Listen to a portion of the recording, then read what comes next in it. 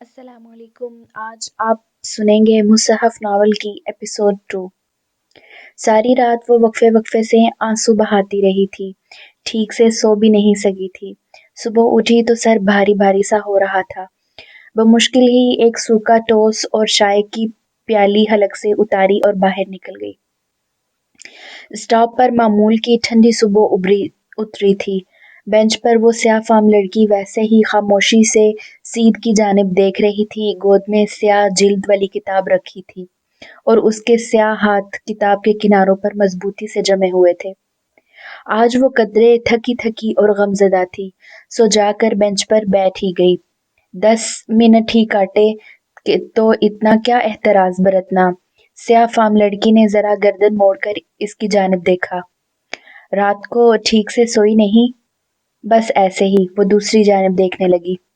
سامنے سڑک خالی تھی، دوسری طرف اکا دکا لوگ بس کے منتظر ٹہل رہے تھے۔ لوگوں کی ستائی ہوئی ہو۔ اس نے چونک کر اسے دیکھا۔ آپ کیسے کہہ سکتی ہو؟ محتاط انداز میں پوچھا۔ تمہارے چہرے پر لکھا ہے، تمہارا دل غمگین اور دل بوجھل ہے۔ تم تکلیف میں ہو اور لوگوں کی باتیں تم سے برداشت نہیں ہوتی، ہے نا؟ معلوم نہیں، اس نے بظاہر لاپرواہی سے شانے اچکائے، البتہ اندر دل زور سے دھڑکا تھا۔ اور تم مستقبل کے لیے خوفزدہ ہو اور ماضی کے بارے میں غمگین ہو شاید۔ شاید، اب کہ وہ واضح چونکی تھی، بے اختیار ہی لبوں سے پھسلا تھا۔ تم اپنا مستقبل اور تمام پریشانیوں کا حل جاننا چاہتی ہو، کچھ ایسا ہو جس سے یہ تمہیں تنگ کرنے والے لوگ تمہارے آگے پیچھے پھرنے لگیں، تمہارا محبوب تمہارے قدموں میں آ گرے، مال و دولت تم پر نچھاور ہو جائے، تم سب کو اپنی مٹھی میں کر کے دنیا پر راج کرو۔ کیا تم یہی نہیں چاہتی؟ ہاں، محمل نے بے بسی سے اسے دیکھا۔ اس کا دل موم کی طرح پگھل رہا تھا۔ وہ سیاہ فام لڑکی اس کی ہر دکھتی رگ پر ہاتھ رکھ رہی تھی۔ میں یہی چاہتی ہوں۔ اور اگر میں تمہیں کچھ ایسا دوں تو؟ کیا یہ کتاب؟ نہ کر پائے گی ریسس، اس نے جھجکتے ہوئے پوچھا۔ اسے لگتا تھا وہ زیادہ دیر تک۔ ہاں، اگر تم یہ لو گی تو سب تمہاری مٹھی میں آ جائے گا، سب کچھ۔ محمل متذبذب سی لب کچلنے لگی۔ اس لڑکی کی باتیں بہت پرفریب پرکشش تھیں۔ اسے لگا وہ جلد ہی پھسل جائے گی، بہک جائے گی۔ کیا یہ سب اتنا آسان ہے؟ شاید نہیں۔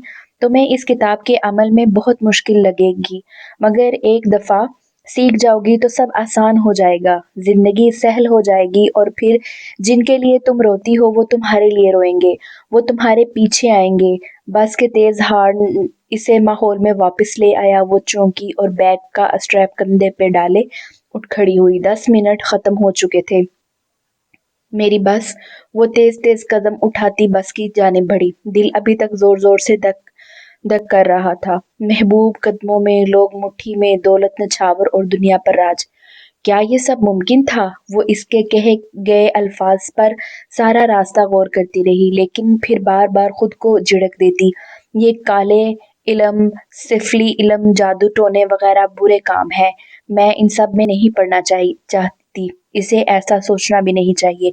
کالج کے دروازے پر اترتے ہوئے اس نے فیصلہ کر لیا تھا کہ وہ آئندہ اس سیاہ فام لڑکی کے قریب بھی نہیں جائے گی، بینچ پر بیٹھے گی، نہ ہی اس سے بات کرے گی۔ اسے ڈر تھا کہ اگر اس سے بات کرے گی، اس کی بات سنے گی تو شاید اسے قبول کر کے کسی ایسے گمنام رستے پر چل پڑے جہاں سے واپسی کا سفر ناممکن ہو۔ اس دن سدرا کے رشتے کے لیے کچھ لوگ آ رہے تھے۔ یہ خبر مسرت نے اسے تب دی جب گھر بھر کی صفائیاں اور لڑکیوں کی تیاریاں دیکھ کر وہ ماں کی طرف آئی، ورنہ پہلے جب وہ سپہر میں لانچ کا دروازہ آہستہ کھول کر گھر آتی تو گھر میں سناٹا اور ویرانی چھائی ہوتی۔ آج لمبی سامیہ بانس کے جھاڑو سے چھت کے جالے صاف کر رہی تھی۔ سدرا ڈرائنگ روم کے ڈیکوریشن کو ازسر نو ترتیب دے رہی تھی۔ ندا ماں کے سر پہ کھڑی لان کی صفائیوں میں مشغول تھی تو مہرین مہتاب تائی سے سر ہلاتی کچھ ہدایات سن رہی تھی۔ ایک آرزو وہی تھی جو ٹیرس پر ٹانگ پہ ٹانگ رکھے بیٹھی کانوں میں واک مین لگائے میگزین کے ورق الٹ رہی تھی۔ بے نیاز، بے پرواہ اور مغرور شکر ہے کہ خوبصورت نہ تھی ورنہ شاید وہ آسمان سے نیچے نہ اترتی۔ رشتہ سدرا کا ہے اور یہ خود غرض خاندان سارا کا سارا لگا ہوا ہے۔ مطلب؟ آہستہ بولو۔ مسرت نے گھبرا کر ادھر ادھر دیکھا، پھر آہستہ سے بتانے لگی، دراصل بابی بیگم کا محض اندازہ ہے کہ رشتہ سدرا کا ہی ہوگا۔ نعمان بھائی کی بیگم نے خصوصاً کسی کا نام نہیں لیا، سو فضا کو شاید کوئی امید ہے۔ نعمان بھائی کون؟ تمہارے ابا کے دور کے رشتہ دار ہیں۔ ان کا بیٹا فرقان ایروناٹیکل انجینئر ہے، بہت اچھا گھرانہ ہے، اور اب ایک بیٹی ہے، شادی شدہ، آسٹریلیا میں رہتی ہے۔ بیگم نعمان نے کسی کے ذریعے کہلوایا ہے، اور یہ ساری لڑکیاں اس امید پر لگی ہوئی ہیں کہ شاید ان کا رشتہ ہو جائے گا۔ واٹ ربش! وہ تمسخرانہ ہنس کر کمرے کی طرف چل دی۔ شام میں مسرت نے اسے کچن میں مدد کے لیے بلوایا تھا۔ اچار، گوشت، بریانی، سیخ کباب، فرائیڈ فش اور کیا کچھ نہیں۔ وہ برتنوں کو ڈھکن اٹھا اٹھا کر جھانکتے ہوئے پوچھ رہی تھی، یہ سب تو تیار ہے، تم دو میٹھی ڈشز اور سلاد بنا لو، اور چائے کے ساتھ سنیکس بھی۔ چائے بھی اور کھانا بھی؟ وہ کمر پر ہاتھ رکھے حیرت سے بولی، اتنا سب کچھ کس لیے؟ کیا اتنا کال تھا سدرا باجی کے رشتوں کے لیے؟ آہستہ بولو، وہ کسی سے ڈرتی تھوڑی ہے، ابھی جا کر منہ پر بھی بول سکتی ہے، اور تمہارے اس کہی باتیں سننی پڑیں گی۔ محمل وہ تھکن سے آزردہ ہو کر بولی، تو وہ خاموش ہو گئی، پھر دوپٹے کی گرہ کس کے کام میں جت گئی۔ شام چائے کی ٹرالی اس نے بہت اہتمام اور محنت سے سجائی۔ اس وقت بھی وہ پنجوں کے بل بیٹھی ٹرالی کے نچلے حصے میں پلیٹیں سیٹ کر رہی تھی جب تائی مہتاب کچن میں کچھ کہتی ہوئی داخل ہوئی۔ سدرا ان کے پیچھے تھی، سب تیار ہے؟ داخل ہوئے۔ سدرا ان کے پیچھے تھی، سب تیار ہے؟ جی۔ اس نے بیٹھے بیٹھے گردن اٹھائی۔ مہتاب تائی قدرے عجلت میں نظر آ رہی تھی۔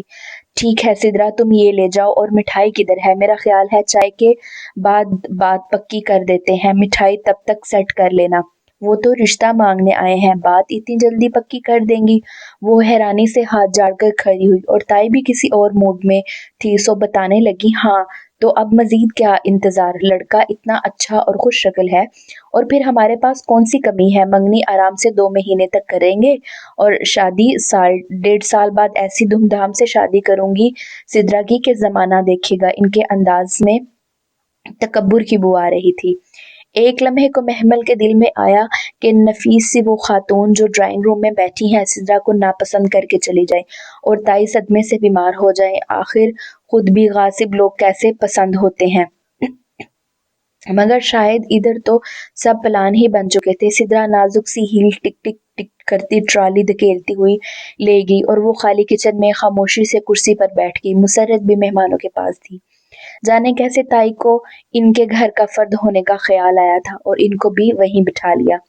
ٹشو محمل، ٹشو! نائمہ چچی نے زور سے آواز لگائی تو وہ تیزی سے بھاگی، ٹشو رکھنا بھول گئی تھی۔ اف! یہ ٹشو کا ڈبہ اٹھا کر بھاگی، بس لانچ میں شیشے کے سامنے رک کے لمحہ بھر خود کو دیکھا۔ اونچی پونی سیاہ جینس پر سفید کرتا، اور گردن کے گرد مخصوص انداز میں لپیٹا ٹائی اینڈ ڈائی دوپٹہ جسے وہ بہت سے جوڑوں کے ساتھ چلاتی تھی۔ یہ غالباً پچھلی سے پچھلی بقر عید پر بنوایا گیا تھا، جو ابھی تک خاصا گھس چکا تھا۔ خیر کون سا میرے رشتے کے لیے آئے ہیں؟ شانے اچکا کر ڈرائنگ روم کی طرف بھاگی۔ نفیس اور باوقار بیگم نعمان بڑے سے صوفے پر بڑی پرتکلف انداز میں بیٹھی مسکرانے لگی۔ تائی مہتاب کی باتیں سن کر وہ مسکرا رہی تھی۔ اسے آتا دیکھ کر قدرے خوش دلی سے اٹھ کھڑی ہوئی۔ محمل بیٹا، آپ اب آئی ہو؟ کب سے پوچھ رہی ہوں تمہاری تائی سے۔ تائی ایک دم گڑبڑا گئی، لیکن سنبھل کر آگے بڑھ کر ملی۔ السلام علیکم۔ وعلیکم السلام۔ میں اتنی دیر سے پوچھ رہی ہوں تمہارا ہاں آئی نو بیٹا، تم اس اہتمام میں لگی تھی۔ مجھے یاد ہے جب میں کریم بھائی کی عیادت کے لیے آئی تھی، اکیلی بچی نے سارا گھر سنبھالا تھا، اور اسے پاس بٹھاتے پیار سے دیکھنے لگی۔ 2 برس پرانی بات دہرا رہی تھی وہ گھبرا کر۔ کبھی تائی کے تنے ہوئے نقوش کو دیکھتی تو کبھی سدرا کی متغیر ہوتی رنگت کو۔ وہ تو بس ٹشو دینے آئی تھی، پھر اتنا استقبال معنی خیز وارد تھا۔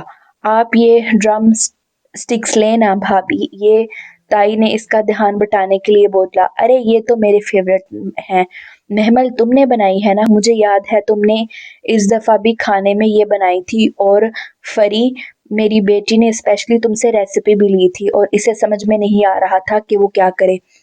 बेबसी और बेचारगी से वो सर हिला रही थी। इधर ताई मेहताब अब परेशान हो रही थी। यही तो हमेशा से होता आ रहा था। सिद्रा के रिश्ते के लिए आने वाले हर मेहमान को वो मुसरत और महमल की बनाई हुई चीजें खिलाती। ये मेरी सिद्रा ने बनाई है कहकर पेश करती, मगर जाने कब वो खातून घर की सारी सुनगुन ले आती। बस भाभी, लड़कियां माशाल्लाह सब ही सुगड़ हैं हमारे घर में। फिजा चाची ने बज़ाहिर मुस्कुराकर बात संभाली, मगर कदरे बेचैन वो भी थी, कहीं कुछ बहुत गलत था। मगर ये सब तो सिद्रा ने बनाया है, बेचारी सुबह से लगी हुई है। मुसरत ने जल्दी से कहा। जी जी, ताई मेहताब ने तायद की। वेरी गुड सिद्रा बेगम। नोमान अब बॉक्स पैटीज ले रहा था। ये बॉक्स पैटीज तो बहुत अच्छी है सिद्रा, इसकी फिलिंग में क्या डाला है? और सिद्रा के तो फरिश्तों को भी नहीं पता था कि बॉक्स पैटीज के में डलता क्या है। वो एकदम कंफ्यूज सी माँ की शक्ल देखने लगी। दरअसल मैं कुकिंग की बहुत शौकीन हूँ और मेरे बच्चों का टेस्ट भी बहुत आला है। नोमान साहब खुद अच्छे खानों के बहुत रसियां हैं, इसलिए कहते हैं कि बहू के हाथ का टेस्ट चख कर ही रिश्ता मांगना। वैसे तो आपकी सब बेटियां ही माशाल्लाह प्यारी सलीकामंद है, मगर महमल तो मुझे खास तौर पर असीज है। सईदा आपा ने बताया तो होगा कि मैं किस खास मकसद के लिए आई हूँ, तो अब लंबी चौड़ी क्या तमहीद बांध दूँ। मेहताब बाबा, फुरकान तो आपका देखा बाला है, अल्लाह का शुक्र है, हर तरह से नवाजा है इसने हमें। बस महमल के लिए आप लोगों के पास सवाल करने आई हूँ, अगर हो सके तो इसे मेरी बेटी बना दें। और महताब ताई से मजीद सुनना दुश्वार हो रहा था। महमल तुम अंदर जाओ, उन्होंने बमुश्किल खुद को नॉर्मल रखते हुए इशारा किया, तो वो हुक्दक बैठी सुन रही थी, तेजी से बाहर निकल आई। पीछे क्या बातें हुई, किसने क्या कहा, कब इन खातून को खाना खिलाए बगैर रुखसत किया गया और ताई के बंद कमरे में सब बड़ों की क्या बात हुई, वो हर शय से दूर अपने कमरे में कान लपेटे पड़ी थी। इसका दिल कुछ भी करने को नहीं चाह रहा था। अजीब सी कैफियत थी, जैसे बंद गार में रोशनी और हवा का कोई रोजन खुल गया हो। बेकैफ और रूखी फीकी जिंदगी में एकदम ही कोई खुशगवार और सरसब्ज मोड़ आ गया था। उम्मीदें फिर से जिंदा हुई और इसे लग रहा था कि एक नई जिंदगी बाहें फैलाए इसका इस्तकबाल के लिए खड़ी है। एरोनॉटिकल इंजीनियर खुश शक्ल फुरकान, माँ बाप का इकलौता खाने का शौक, इसके लब आप मुस्कुराए। उन्होंने सिद्रा की जगह मेरा रिश्ता मांगा। Can you believe it? मैं तो इतनी शॉक्ड हुई थी। ओ गॉड, इतना अच्छा प्रपोजल। वो आंटी इतनी लविंग और स्वीट थी कि मैं तुम्हें क्या बताऊं। और पता है, इनका बेटा एरोनॉटिकल इंजीनियर है। और तुम मेरी बात सुन रही हो कि नहीं? इसने फाइल में पेपर्स लगाती नादिया का कंधा हिलाया तो वो हाँ हाँ बताओ फिर क्या हुआ कहकर फिर से सफा तरतीब से लगाने लगी। होना क्या था? ताई अम्मा की शक्ल देखने लायक हो गई थी। अच्छा, नादिया अब इंग्लिश के वर्क उल्टाती कुछ तलाश कर रही थी। वो दोनों कॉलेज के बरामदे की सीढ़ियों पर बैठी थी। महमल इसे कल की सारी रोदात सुना रही थी। ताई ने तो मुझे फौरन वहां से भेज दिया। बेचारी हर चीज सिद्रा ने बनाई का कहकर पेश कर रही थी, मगर वो आंटी भी बहुत तेज थी। ऐसे पड़खच्चे उड़ाए कि ताई अम्मा कई दिन तक याद। तुम तो मेरी बात नहीं सुन रही नादिया, इसने खफा सी होकर मुंह मोड़ लिया। नहीं नहीं, सुन रही हूँ। नादिया ने बुखलाकर फाइल एक तरफ सीधी रखी, मगर वो मुंह मोड़े बैठी रही। अच्छा ये बताओ ना, वो साहेब मैकेनिकल इंजीनियर है। मैं 2 घंटे बक बक कर थक गई हूँ और वो एरोनॉटिकल इंजीनियर है। तुम अगर सुन लेती तो ये सवाल ना करती, मगर तुम अपनी फाइल जोड़ी जा रही हो। वो बैग उठाकर उठी तो नादिया भी इसके साथ उठी। अरे नाराज तो ना होना। नहीं यार, सीरियसली नाराज नहीं हूँ। मुझे याद आया, मुझे मैडम मिसबा से मिलना है एक काम के लिए। मैं थोड़ी देर तक आती हूँ, महमल ने बज़ाहिर मुस्कुराकर कहा और वो मुड़कर चल दी। जब वो तेज तेज सर झुकाए चलती थी तो ऊंची पोनी साथ साथ ही इधर उधर झूलती बहुत अच्छी लगती थी। चंद कदम दूर इसने मुड़कर नादिया को देखा। नादिया बहुत आराम और इन हमाक से बैठी अपनी फाइल में कुछ रख रही थी। वो तासुफ से आगे को चलने लगी। कितनी जल्दी नादिया ने, इसकी सो कॉल्ड बेस्ट फ्रेंड ने, इसकी आखिरी बात पर यकीन कर लिया था, जैसे वो वाकई नाराज नहीं। हालांकि वो जानती थी कि घर में अम्मा और कॉलेज में वो थी जिनसे वो दिल की हर बात शेयर करती थी, मगर दोनों बेतवजी से सुनती थी। कभी काम में मसरूफ हाँ हाँ कह दिया तो कभी सुना ही नहीं। इस दुनिया में कोई भी नहीं है। वो सामने वाले बरामदे के एक स्तून से टेक लगाकर बैठ गई और उदासी से सामने लॉन के सब्जे को देखा। सुनहरी और चमकीली सुबह हर जाने बिखरी हुई थी। घास पर टोलियों की शक्ल में सफेद यूनिफॉर्म में लड़कियां बैठी थी, कोई खाने पीने और कोई गपशप में मसरूफ थी। सबकी अपनी अपनी दुनिया थी और वो इनमें मगन थी। क्या यही जिंदगी होती है, या क्या इसकी जिंदगी जैसी मुश्किल जिंदगी किसी और की न थी? इसने आरजू से सोचा, क्या मुझे कभी वो खुशियां नहीं मिलेंगी जो मैं चाहती हूँ? बड़ा सा घर, दौलत, असर रसूख, मोहब्बत करने वाला लाइफ पार्टनर, क्या ये सब एक साथ मेरे कदमों में ढेर हो सकता है? इसने सुकून से सर टिकाकर आंखें मूंद ली। बंद पलकों पर सुनहरे ख्वाब उतरने लगे। वो एरोनॉटिकल इंजीनियर या फवाद, इन में से किसी भी बीवी बन जाऊं तो मेरा सब कुछ मेरा हो सकता है। सब कुछ मेरे कदमों में ढेर हो सकता है। बुलंदी, हर चीज की बुलंदी। वो जो अमलियात कर लेता है वो दुनिया पर राज करता है। कुछ ऐसा हो कि तुम्हें तंग करने वाले लोग तुम्हारे आगे पीछे फिरने लगे। मालो दौलत तुम पर निछावर हो, तुम्हारा महबूब तुम्हारे कदमों में आ गिरे। और अगर मैं ऐसा कुछ तुम्हें दे दूं तो? इसने झटके से आंखें खोली।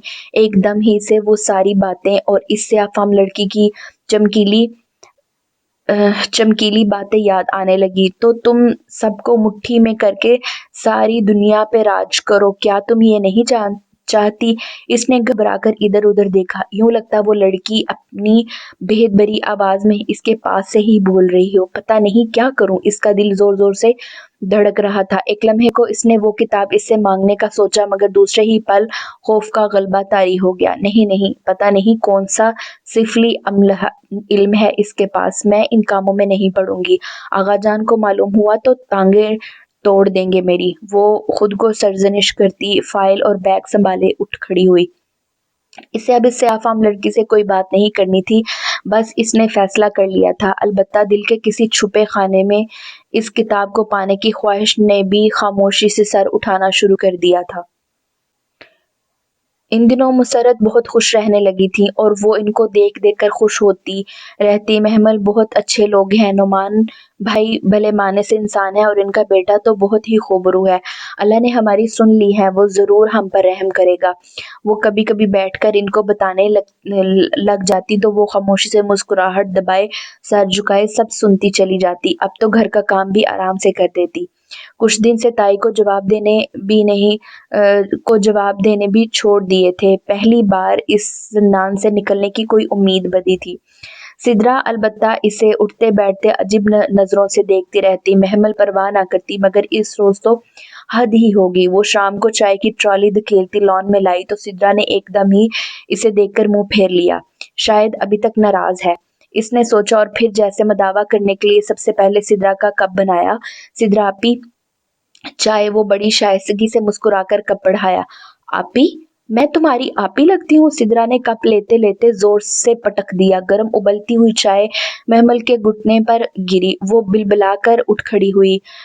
कप घास पर जा गिरा। यूं लोगों के सामने आपी कहकर तुम ये जाहिर करती हो मैं बूढ़ी हो गई हूँ? हाँ, सिदरा एकदम चिल्लाने लगी। मम्मी मम्मी, इसको देखें, ये हमेशा यही करती है, ये लोगों के सामने मुझे बेइज्जत करती है।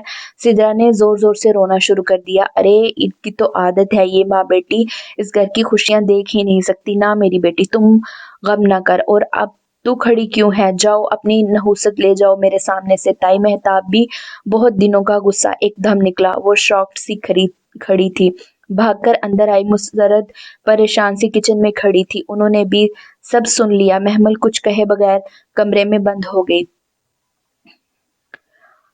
अंदाजा तो इसे हो गया था कि ताई का मूड इस रोज से बेगम नुमान की बातों पे खराब है, मगर वो कुछ कह भी नहीं रही थी। शायद इस बात पे कि वो अब महमल के होने वाला ससुराल है, मगर इसे क्या पता था। मगर रात اس کی یہ خوش فہمی بھی دور ہو گئی جب کچن میں اس نے مہتاب کو مسرت سے کہتے سنا، ہم نے اسی روز نعمان بھائی لوگوں کو انکار کر دیا تھا۔ محمل کی کون سا شادی کی عمر ہے، ابھی گھر کی بڑی بیٹیاں بیٹھی ہیں، پہلے ان کی شادی ہوگی پھر ہی محمل کا سوچیں گے۔ چائے آغا صاحب کے کمرے میں پہنچا دو، وہ رات کا کھانا نہیں کھائیں گے، اور ٹیبل لگا دو۔ وہ حکم صادر کر کے بے نیازی سے باہر چلے گی۔ کچن کے دروازے پہ دھواں دھواں چہرہ لیے کھڑی محمل پھر بس ایک استہزائیہ نگاہ اچھالی، جبکہ اندر نڈھال سی بمشکل کھڑی مسرت کو دیکھنا بھی گوارا نہ کیا، جس کے دل پر انہوں نے الٹ برچھی چھری پھیر دی تھی۔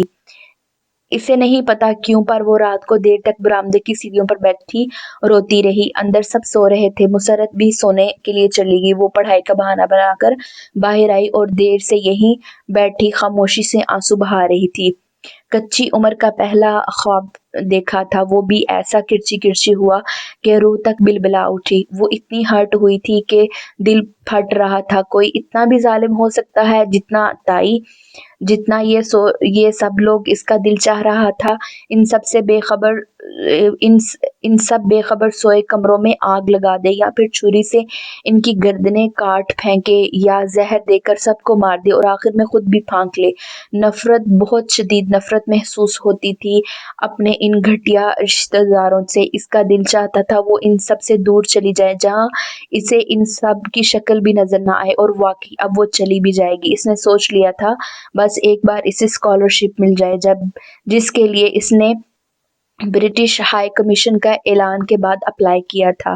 بھلے گھر کے جو حالات ہوں، اس نے ایف ایس سی تک بورڈ کے ہر ایگزامز میں ٹاپ کیا۔ F S C pre engineering میں ٹاپ کرنے کے باوجود اس کا انجینئرنگ کی طرف رجحان نہ تھا یا رہا نہ تھا، سو بی ایس سی میتھ میں ایڈمیشن لے لیا، اور اسے امید تھی کہ اب بھی وہ ٹاپ کرے گی، اور اگر اسکالرشپ مل جائے تو بہت آسانی سے وہ اس زندان سے چھٹکارا مل جائے گا۔ وہ آنسو ہتھیلی کی پشت سے رگڑتی اسی سوچ میں غلطاں تھی کہ کوئی اس کے سامنے آ کھڑا ہوا۔ وہ جوتے کو دیکھ کر چونکی اور بھیگا چہرہ اٹھایا۔ وسیم اس کے بالکل سامنے کھڑا تھا۔ وسیم بھائی، وہ کرنٹ کھا کر اٹھی اور 2 قدم پیچھے ہٹی۔ وسیم اس کے بالکل سامنے کھڑا تھا۔ وسیم بھائی، وہ کرنٹ کھا کر اٹھی اور 2 قدم پیچھے ہٹی۔ وہ تائی مہتاب کے تیسرے نمبر کا بیٹا تھا، فواد کا چھوٹا، نکما، نالائق اور آوارہ بھائی۔ اس وقت بھی وہ اپنی سرخ آنکھوں سے اسے گھور رہا تھا، جانے کب اچانک آ کر ادھر کھڑا ہوا تھا۔ کھلا گریباں، تنگ جینز، گلے سے لپٹی چین، بکھرے بال اور سرخ آنکھیں۔ وہ نشہ کرتا تھا، گھر میں سب کو علم تھا، یہاں تک کہ فضا چچی اپنی بیٹیوں کو اس کے قریب بھی نہیں جانے دیتی تھی۔ خود حسن بھی احتیاط کرتا تھا، آرزو البتہ نڈر اور لاپرواہ تھی۔ ویسے بھی وہ وسیم گھر میں بہت کم ہی نظر آتا تھا۔ محمل ہر ممکن کوشش کرتی کہ اکیلے میں اس سے سامنا نہ ہو، کیونکہ اسے اس کی آنکھوں سے خوف آتا تھا، مگر آج جانے کیسے کیا کر رہی ہو۔ وہ ایک قدم اوپر اسٹیپ پر چڑھا تو وہ بے اختیار مزید پیچھے ہٹ گئی۔ کچھ بھی نہیں، وہ آغا جان آواز دے رہے ہیں۔ وہ ایک دم پلٹ کر اندر بھاگی۔ وسیم نے تمسخرانہ سر جھٹکا۔ چند لمحہ ادھر کھڑا سوچتا رہا، پھر گیٹ سے باہر نکل گیا۔ وہ صبح بہت بوجھل سی تھی۔ وہ بس اسٹاپ پر اکیلی بیٹھی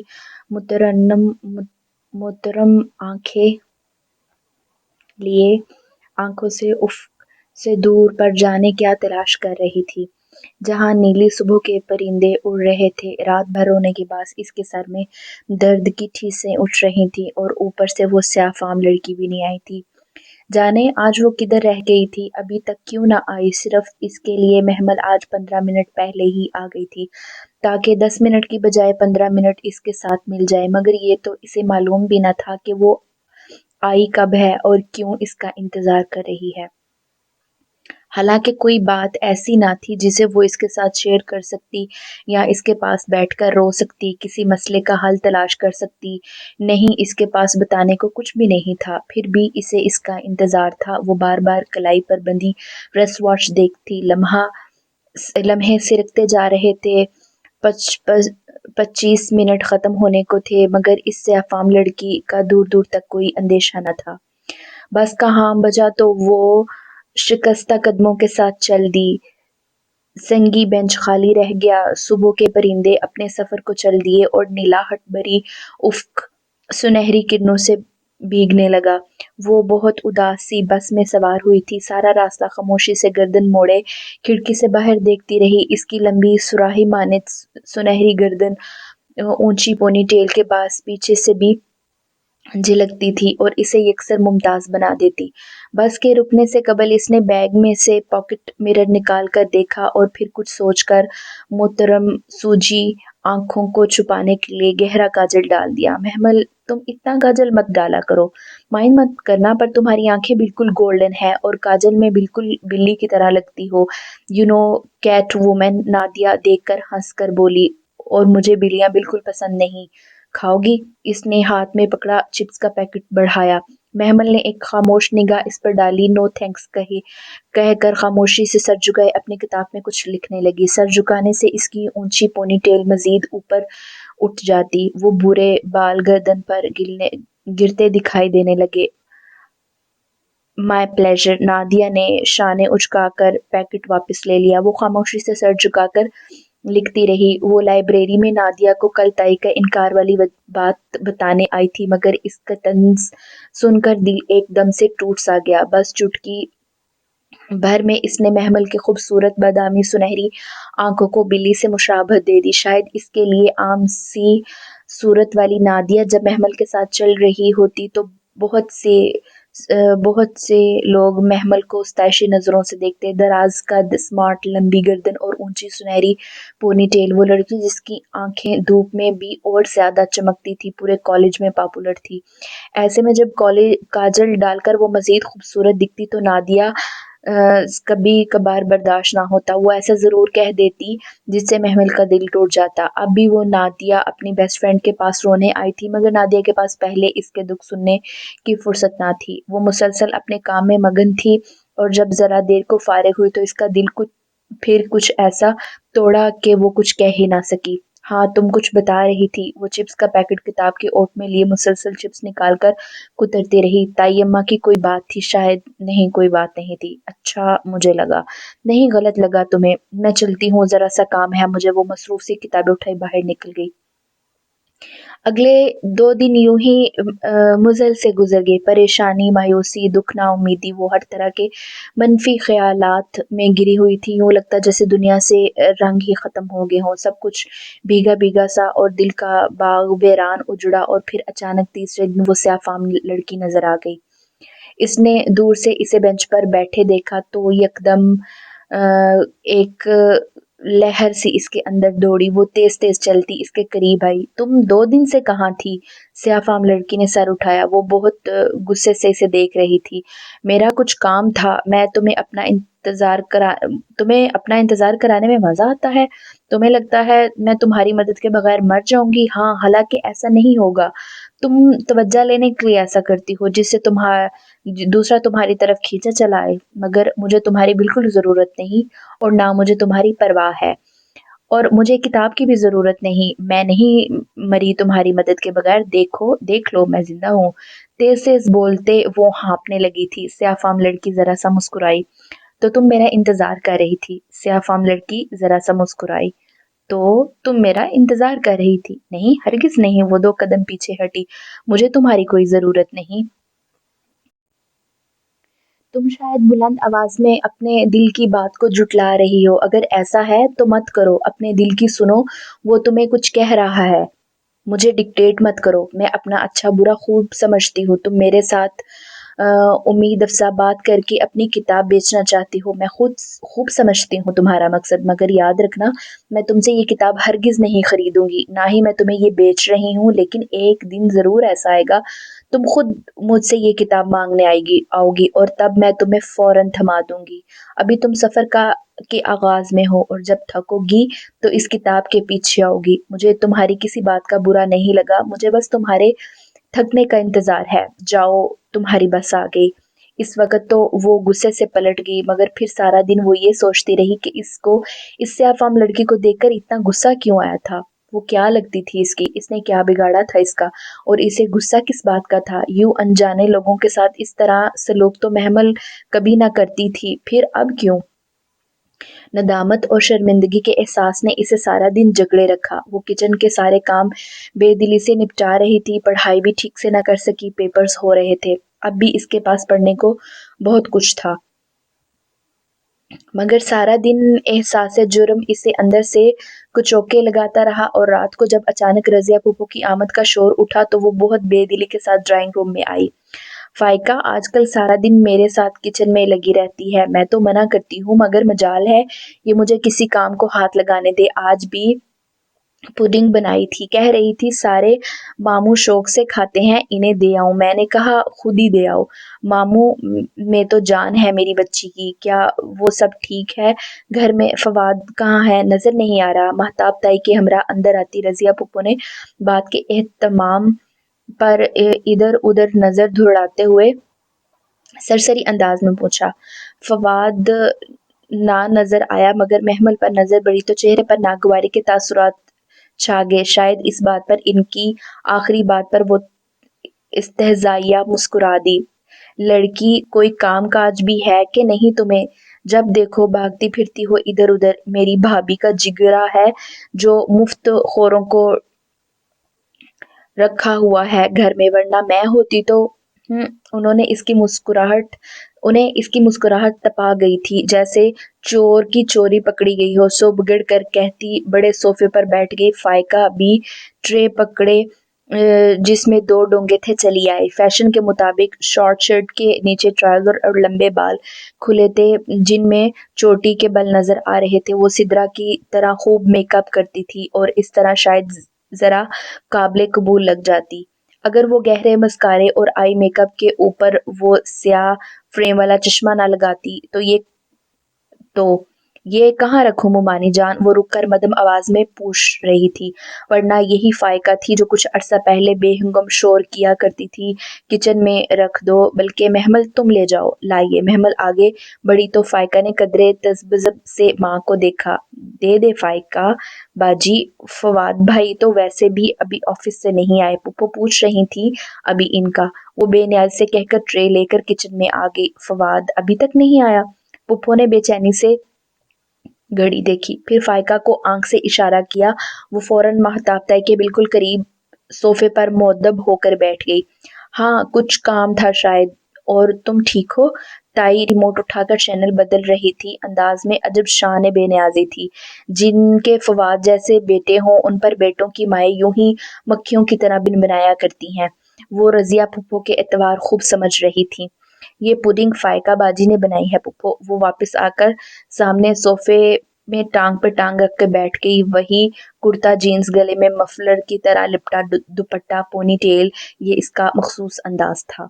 ہاں تو اور نہیں تو کیا۔ اچھا، آپ تو اس روز اپنی مائی سلیمہ سے پڈنگ بنا رہی تھی، اور جب میں آپ کے گھر گئی تھی آپ تو کہہ رہی تھی نہ آپ کو ہی نہ فائقہ باجی کو پڈنگ بنانا آتی ہے۔ فائقہ باجی، اس نے چہرہ فائقہ باجی کی طرف موڑا، ابھی ریسیپی سیکھا ہے آپ نے؟ ابھی ریسنٹلی سیکھا ہے آپ نے؟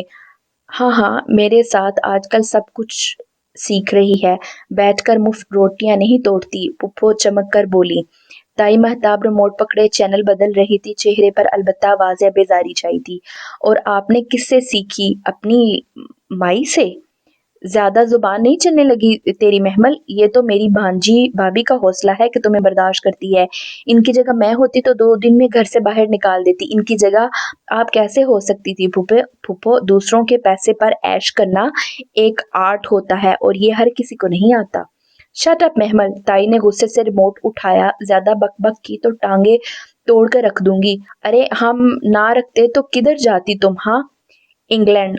وہ آرام سے ٹانگ پر ٹانگ رکھے جھلاتی رہی۔ کیا مطلب؟ وہ سب چونکہ میں نے اسکالرشپ کے لیے اپلائی کیا ہے، بہت جلد میں تو اماں کو لے کر انگلینڈ جاؤں گی، سو آپ ابھی سے ملازم ڈھونڈنا شروع کر دیں۔ آپ بیٹھے میں ذرا کچن دیکھ لوں۔ وہ اٹھ کر کچن کی طرف چلی آئی۔ جانتی تھی کہ ان سب کے سروں پر بم پھوڑ کر آئی ہے، مگر اس وقت ان سب کو ستانے کا دل کر رہا تھا۔ खाने पर ही इसकी पेशी हुई। तुमने कौन से स्कॉलरशिप के लिए अप्लाई किया है? महताब बता रही थी। क्या बात है? आगा जान ने जैसे एकदम याद आने पर खाने से हाथ रोककर पूछा। स्कॉलरशिप? आरजू ने आबरू उचकाए। निदा और सामिया बातें करती करती ठटक गईं। फिजा चची ने हैरत से गिलास रखा और फवाद लकमा मुंह में लिए बुरी तरह चौंका था। बाकी सब भी एकदम रुककर इसे देखने लगे, जो इत्मीनान से बाजू बढ़ाकर रायते का डोंगा उठा रही थी। जी आगाजान, ब्रिटिश हाई कमीशन से कुछ स्कॉलरशिप्स अनाउंस हुई थी। मास्टर्स के लिए मैंने अप्लाई कर दिया। अब वो बड़ा चमचा रायता चावलों पर डाल रही थी। उम्मीद है जल्द ही मिल जाएगी। फिर मैं इंग्लैंड चली जाऊंगी, सोच रही हूँ वहीं साथ साथ जॉब वगैरह भी कर लूंगी। आखिर खर्चे भी तो पूरे करने होते हैं ना। चमचा चावलों में हिलाते रायता मिक्स करते इसने लापरवाही से इतला दी और इसे लगा अभी घर भर में तूफान खड़ा हो जाएगा। मगर जरूर अप्लाई करो। आगा जान फिर से खाने की तरफ मतवज्जा हुए। अब के हैरान होने की बारी महमल की थी। इतने लम्हा भर को ठिठक कर आगा जान को देखा और सब्र कर बोली, थैंक यू आगा जान। इसके अल्फाज पर जहां मुसरत इत्मीनान से खाना खाने लगी, वहीं टेबल पर मौजूद बहुत सारे लोगों की खामोश मानीखेज निगाहों का तबादले हुए।